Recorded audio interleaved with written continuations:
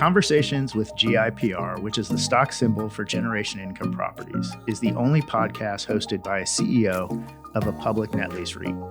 While there is plenty of information and analytical data to help you understand the net lease REIT sector, I take a look at what it takes to grow a company and ask our guests some of the tough questions on how they did the same. If you're interested in learning more about just what you can find in a spreadsheet, Conversations with GIPR may be for you. David Sobelman is the CEO for Generation Income Properties. All opinions expressed by David or any guest of Conversations with GIPR are solely opinions and do not reflect the opinions of the company. Any remarks in this podcast, other than purely historical information, may include forward-looking statements and as such are subject to the risks and uncertainties that are discussed in our SEC filings, and actual results may vary materially from those suggested in any forward-looking statements. This podcast is for informational purposes only and should not be relied upon for investment decisions. Hi, Bobby. Hi, Dave. Bobby Rohrlack. How's it going? Nice to be with you. And you? We're doing these little snippets, just to spend some time together, kind of show the, listeners what the different people at GIPR do.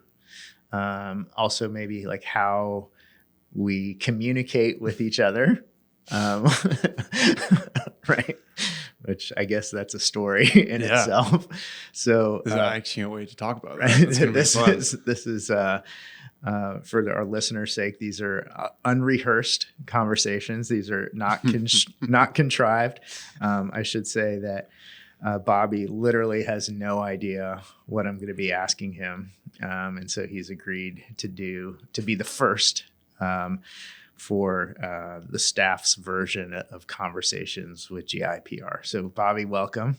Thank you, Dave. So this is fun. I do like coming in a little blind. It's a little more calming than I thought. Oh, really? As opposed to having to think about all these things like, what am I going to talk about? Yes. This is fun. That's by design. Yeah. Oh, thank you. Just wait, Bobby. Yeah. So your title is Acquisitions Manager, right? And so what I'd like to do just to get started is to, talk about something that's fairly complex, a little deep, based on that. So my first question for you is like, how do you handle the fact that your name has changed from Bobby to Bobo when we talk to each other? Well, I guess this is fun for those of us outside of GIPR that wonder what happens behind the veil of what this team is doing on a day-to-day basis. As Dave has just alluded to, I've gone from Robert to Bobby to now Bobo, which is my commonly said nickname around the office. But I think it's awesome. I think it's fun and shows that we do have that tight-knit, close working group that we can have little fun nicknames for each other. So right. It's fun. I mean, I don't remember the last time the Emily's, that's what we refer to two of our colleagues as, but have called me Bobby. It's Bobo. So I embrace it. It's fun. That's good. All right. So tell people what you do here. Sure. So acquisitions this is something I love to talk about. I think because of the way our company has been set up with the types of properties that we look to invest in, it's not this simple cut and paste thing. But my job as acquisitions manager is to truly go out and find the properties that we look to buy. And that's in the highest form. But we, with our investment thesis, looking for assets around the country, each day is a hunt. It's truly looking everywhere for the properties that we want to buy. Mm-hmm.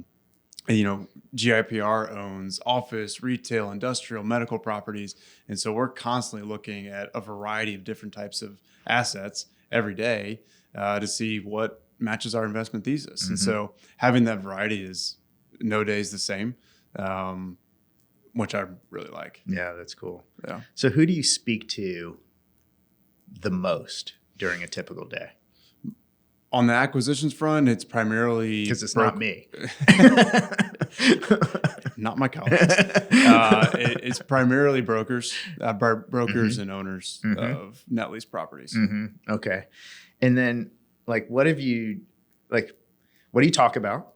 And like, what have you done when you speak to people outside of the company to explain like how we operate and and how we communicate overall?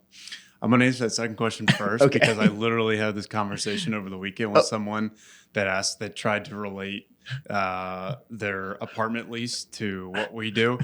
And they were trying so hard to draw the line, and I eventually just gave in and said, yes, that's exactly what we do. That was really smart. Just walk away. Right. No, I think being in Tampa makes it somewhat easier to explain to folks, especially here locally, what we do, because I can point to assets that we own. GIPR owns a handful of assets here in Tampa, and I can give the point of reference of the road or the street or even the asset. Some people know the property and say, we do treat that's an investment for us, for our investors. The rent that tenant is paying acts as our source of income. And I think when I can break it out like that and give the specific example, people do understand what we do. But I'm sorry, but your first question again, I apologize. What was your first question? The people outside of our company, how do you explain it? I think just that. I think it's, we look to real estate as an investment. And I do explain that if they really want to know the depths, I explain the more security of that investment of real estate compared to other forms of that, i.e. the stock market or something else. And I think when I put it in that lens, they do at least grasp what we do. Now, many times they think we're affiliated with our tenants. Right. So they sometimes think that we work for Starbucks or something. Like they have no idea what we do. But can you imagine us like behind the counter there? Yeah. I mean, you could do it maybe for a day or go to Best Buy, sell electronics. Right. But, sometimes it just takes a lot of clarification to get them to understand, no, we just physically own the four walls and a roof. Yeah. So I think a lot of our listeners, if you're listening, that's fine. We also have video of this. It's probably important for them to understand this one, daunting question is what's your bench press?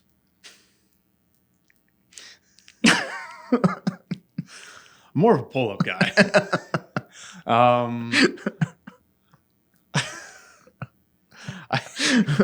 I can't believe I just got asked that to the audience. I had no idea this was coming. I don't really bench a lot, honestly. I like to do dumbbell press because it's easier on the shoulders. But no one cares, Bobby. No one cares. Okay. Next question.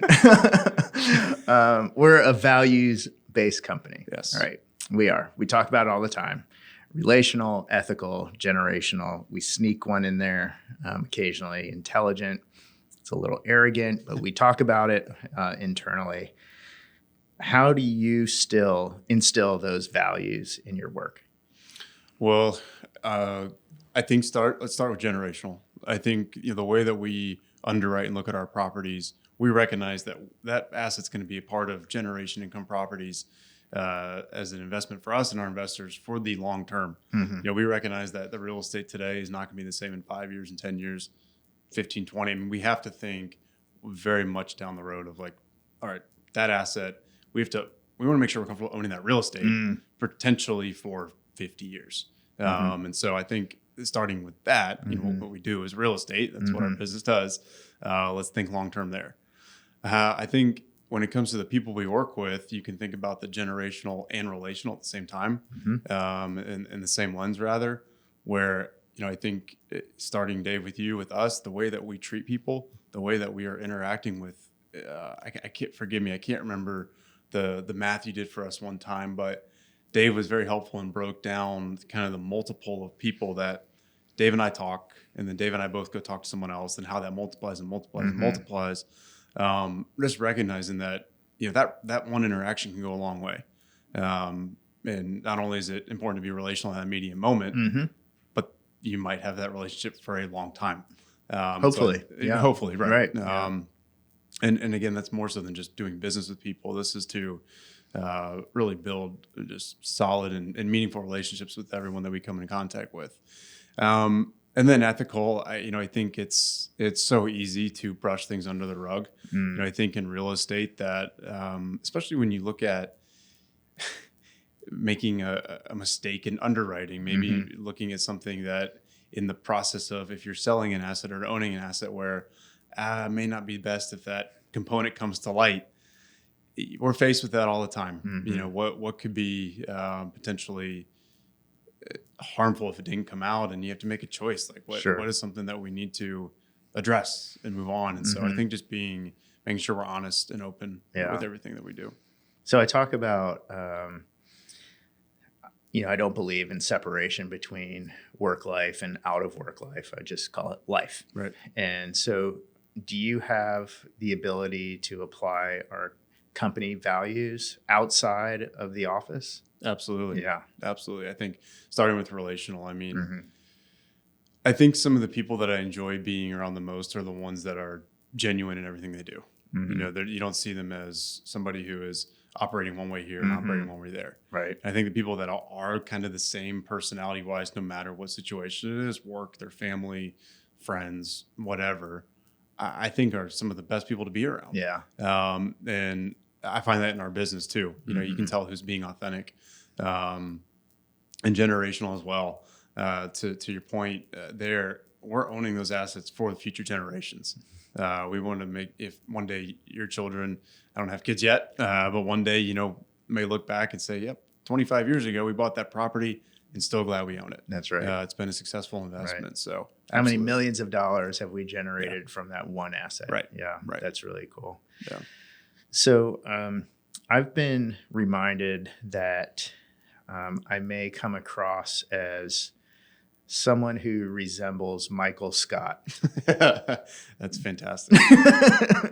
And I've been told that from people independent of each other. So they haven't talked to each other and they've come to that conclusion. Who do you resemble from The Office? I'm going to share this true story with our audience. So Dave and I share an office that's separated by a glass wall that doesn't have the best sound barrier to it. There's been a couple of times where I'm sitting there in the day and all of a sudden I think I will hear an Office clip and then I'll hear Dave laugh. And it's just a funny highlight of the day. So he and I very much get along about our affinity for The Office. I think Jim. I like to have, play a little prank every now and again, have fun, maybe not take life too seriously. Yeah. And try to care well for people. That's cool. Yeah. All right. Bobby, so much fun. Thank you for sharing this time with me and for just being a part of this team. Yeah. Thank you, Dave. Appreciate you leading us. This was fun. Yeah. Thanks. Good.